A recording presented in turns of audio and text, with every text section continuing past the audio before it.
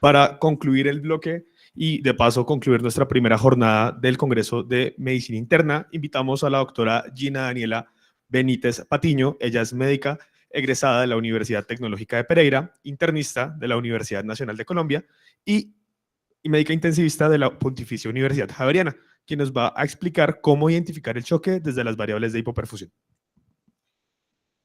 Muchas gracias. Buenas tardes para todos. Es todo un reto revisar la perfusión en 20 minutos, aún más un viernes a las 4 de la tarde, pero vamos a intentar hacer esto fácil, bonito, recordando la fisiología y haciendo y teniendo en cuenta puntos claves. Entonces, ¿de qué hablamos cuando hablamos de perfusión? Por supuesto que hablamos de un flujo sanguíneo que está llevando oxígeno, que está llevando nutrientes a un lugar de la microcirculación donde va a llevar un proceso a través de unos gradientes de presión, de unos transportes activos para otras cosas y va a llevar a cabo un proceso de intercambio capilar. Imposible hablar de esto sin hablar de aporte y consumo de oxígeno. Tenemos un sistema fisiológico muy abundante, es decir, tenemos 4 veces más de lo que necesitamos disponible para su consumo. El aporte de oxígeno es 4 veces, perdón que algo pasó ahí con la diapositiva, 4 veces más de lo que nosotros consumimos en situaciones normales y fisiológicas. De ese gasto tenemos una extracción que es 25%, y ese aporte dependerá del gasto cardíaco y del contenido arterial de oxígeno.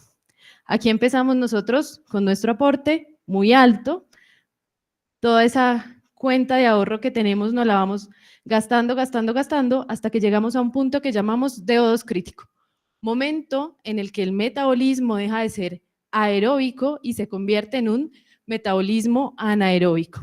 A este punto no queremos llegar. Es como cuando se nos terminan los ahorros en el banco. Ya no podemos gastar todo lo que queremos gastar. Paso por aquí. Tenemos entonces recientemente, y esta es una publicación de este año de Philip Rolla, un referente en cuidado intensivo, que nos propone un modelo de 4 interfaces. Es decir, la microcirculación se ve afectada por todo lo que pasa en cada una de estas fases. Una primera interfase que viene del ventrículo izquierdo y su acople al sistema arterial.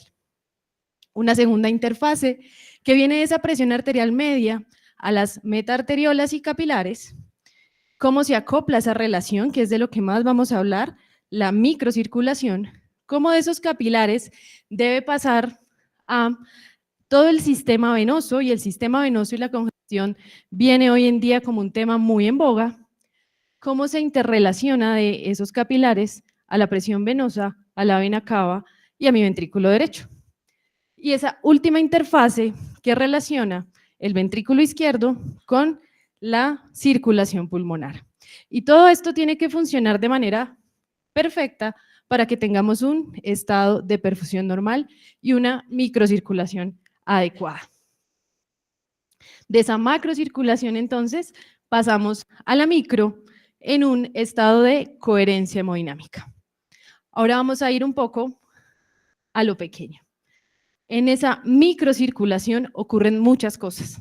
Cuando estamos bien, algo pasa con las diapositivas, perdón, cuando estamos bien, ese flujo de oxígeno, ese flujo sanguíneo pasa por la metaarteriola, el capilar, ocurre aquí un intercambio de gases, se produce CO2 y vamos al sistema venoso.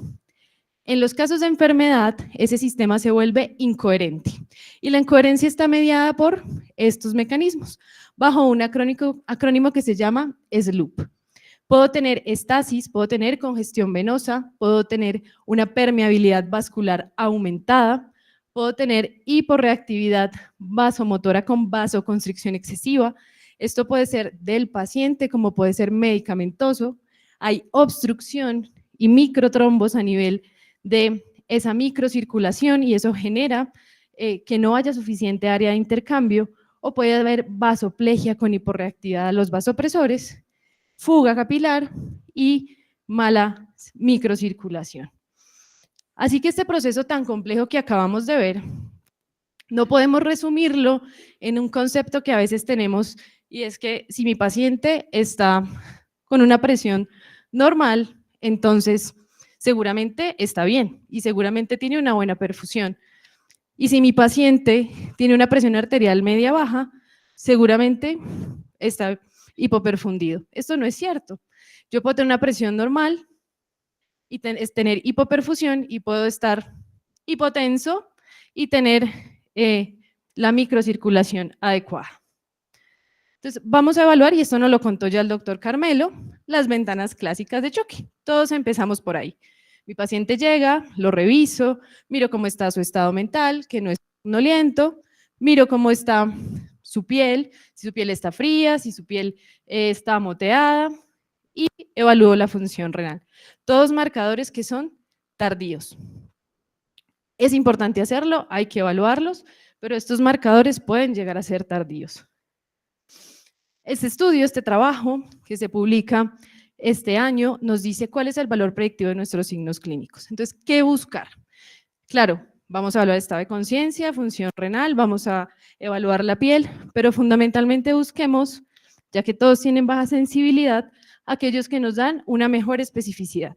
Score de moteado, llenado capilar. Esa es la primera recomendación de los 2 puntos que debemos evaluar. Estos, los que tienen mejor predicción para identificar cualquier tipo de choque. El choque distributivo es un choque un poco diferente. En el choque distributivo, no sé por qué pasa con las diapositivas, pero en el choque distributivo tenemos 2 puntos fundamentales. Índice de choque y tenemos un pulso filiforme. Esas son las 2 variables que debemos ir a buscar rápidamente. ¿Cómo se ve el score de moteado? Es una evaluación que tenemos desde la patela hacia la ingle y miramos hasta dónde llega el moteado. Es muy específico, 91-98% para detectar la hipoperfusión y poco sensible, como ya lo dijimos. Y si mi paciente llega a tener, está moteadito hasta la mitad de la pierna o hasta la ingle, ese paciente tiene un riesgo de morir, descrito en la literatura, hasta del 84%. Entonces es una herramienta no invasiva del examen clínico, fácil de hacer, que nos permite irnos acercando a que el paciente está hipoperfundido. Tiempo de llenado capilar. Lo importante es hacerlo bien. Entonces tenemos que aprender cómo hacerlo. Esto es pregunta obligatoria de la rotación de cuidado intensivo. El trabajo que valida esta medida lo hizo colocando un portaobjetos en el pulpejo del dedo durante 10 segundos desde que el pulpejo se blanquea completamente, desde que vemos que se retira toda la sangre del pulpejo. Luego de que hacemos esa presión por 10 segundos, retiramos el portaobjetos, no el dedo, y medimos con un cronómetro. Si ese llenado capilar es mayor de 2 segundos, el paciente está hipoperfundido. Limitaciones, por supuesto, que el paciente tenga una piel oscura, que haya hipotermia, enfermedad vascular periférica, que no refleja obligatoriamente un estado de hipoperfusión. ¿Quiénes hicieron este trabajo? Andrómeda Shock fue el trabajo que validó esta medida. Aquí se aleatorizaron pacientes a perseguir una meta de lactato como medida de éxito de la reanimación o perseguir la normalización del llenado capilar. ¿Qué nos mostró este trabajo? Que no había una mejoría en el desenlace mortalidad. Su desenlace fuerte no fue cumplido, pero la escala SOFA a las 72 horas sí era menor en aquellos pacientes en quienes se evaluó el llenado capilar. ¿Qué más nos mostró estos trabajos posteriores de la evaluación de la Andrómeda? Que nos sirve como un marcador de respuesta a fluidos, es decir, si su paciente recibe fluidos y mejora el llenado capilar, muestra que probablemente haya una respuesta a la administración de líquidos.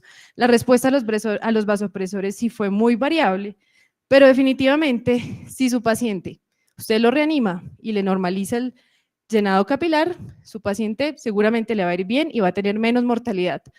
Pero si el llenado capilar continúa prolongado, ese paciente va a tener peores desenlaces. Entonces es una herramienta fácil, útil, para la evaluación inicial y para el seguimiento de sus intervenciones. Ya dijimos, llegamos, examinamos al paciente. Siguiente orden, queremos unos gases arteriales. Y en esos gases arteriales vamos a ver muchas cosas, pero vamos a hablar de lactato. El lactato, que tiene cualquier cantidad de vías metabólicas, que es sustrato energético de algunos órganos, que si se depura, que si su cinética, pero ojo a este dato, nuestro sistema fisiológicamente puede eliminar todo el lactato en 3 o 4 minutos, rápidamente. Es un sistema muy eficiente, pero tiene muchos problemas. Este grupo de expertos, incluso esta persona hace parte del Andrómeda, escriben este trabajo en el que nos dicen por qué el lactato tiene muchas dificultades y sin embargo lo hacemos. Y lo hacemos porque nos ha servido para seguir la reanimación, para decir cuándo nos detenemos. Al menos por ahora sigue siendo ideal tener una disminución del lactato de más del 20% o al menos el 20% en las primeras 2 horas.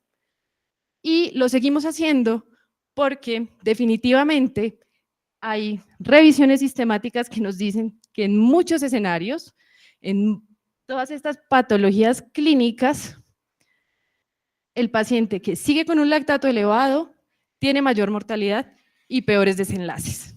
Entonces, es una herramienta que debemos usar desde que el paciente llega. Ahora, ya evaluamos clínicamente al paciente, ya le tomamos el lactato, seguramente. Ok, gracias.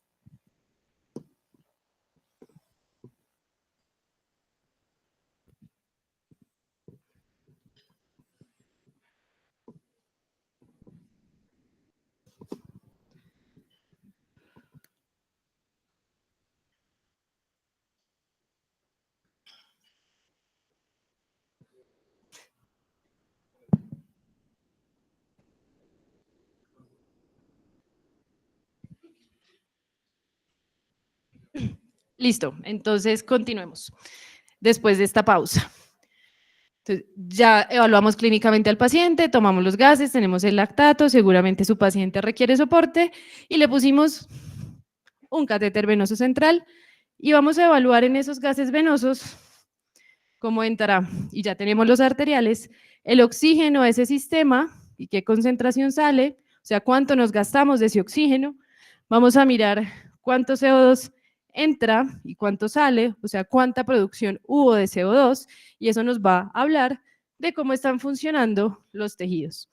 Tenemos 2 lugares donde medir la saturación venosa. Seguramente ustedes van a tener un catéter venoso central, a eso llamaremos la saturación venosa central de oxígeno y se medirá en la unión caboatrial.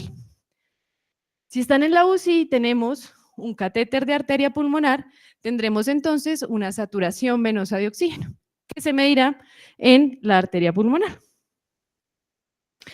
¿Qué pasa en un estado normal? Que mi saturación venosa central, es decir, de la unión caboatrial, va a ser menor que la saturación venosa de oxígeno.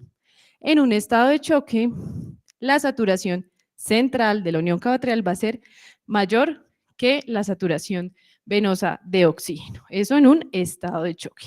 Que es importante saber y recordar que si está baja o si está muy alta, su paciente va a tener mayor mortalidad y morbilidad. ¿Qué consideramos como normal? 65-80 dicen algunos textos, 70-80, dependiendo de dónde lo estemos midiendo. ¿Cuáles son las causas que tengamos una saturación venosa baja o alta? Entonces, todo dependerá de qué. Si está baja, de que yo aporte poco o consuma mucho.